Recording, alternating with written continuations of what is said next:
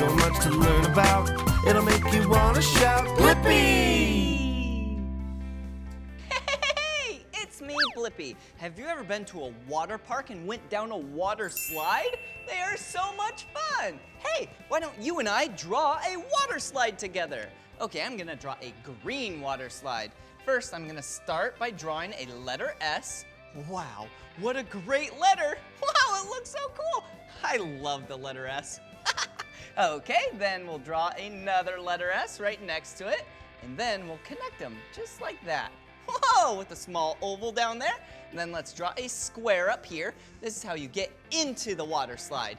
And you can't forget about the ladder. Whoa, just like that, with some lines for the steps. Whoa, and then what's it missing?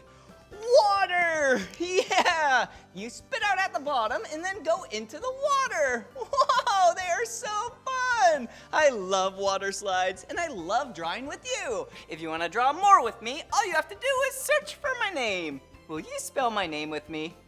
Yeah. Ready? B-L-I-P-P-I. Blippi. All right, see you again. Bye-bye. Come on, everyone. Let's make learning fun.